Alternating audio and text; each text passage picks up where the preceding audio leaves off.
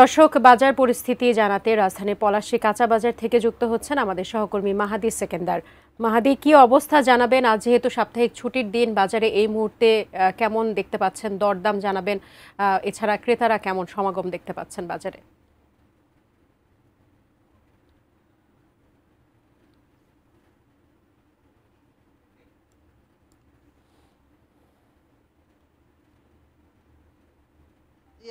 এই মুহূর্তে পলাশী কাঁচা বাজারে এখানে সবজির যে দাম, সেই দাম যে ক্রেতারা যারা আছেন তারা অভিযোগ করছেন যে সপ্তাহের ব্যবধানে 5 থেকে 10 টাকা কেজি প্রতি বৃদ্ধি পেয়েছে। এবং একই সাথে যেহেতু রমজানের সময় কাঁচা বাজারে নিত্যপণ্যের বাজারে স্বস্তি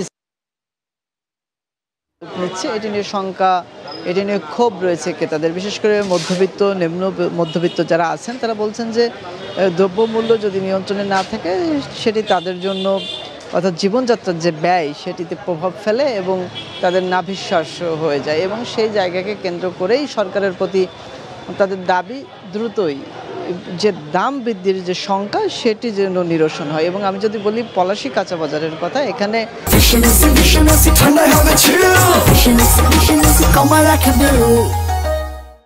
বেগুন, করলা, ঝিঙে, পটল, ঢেঁড়স, এই যে সবজিগুলো রয়েছে সেটি কিন্তু 80 থেকে 100 টাকার মধ্যেই প্রকারভেদে বিক্রি হচ্ছে। এবং সবচেয়ে কম দামি সবজি আমরা জানি পেঁপে, সেটি কিন্তু বেড়ে গেছে। 30-40 টাকা কেজি প্রতি বিক্রি হয়েছিল, সেটি এখন 60 টাকাও অতিক্রম করেছে বাজার ভেদে, প্রকার ভেদে।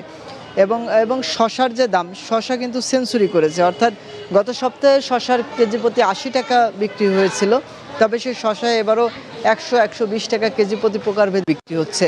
এবং পেঁয়াজের দামও বাড়তি, এবং 60 টাকা কেজি প্রতি, সেটি 15-20 টাকা গত সপ্তাহেও বৃদ্ধি পেয়েছিল এবং সেটি সেই ধারাবাহিকতা রয়েছে, বাড়তি দামেই বিক্রি হচ্ছে পেঁয়াজ।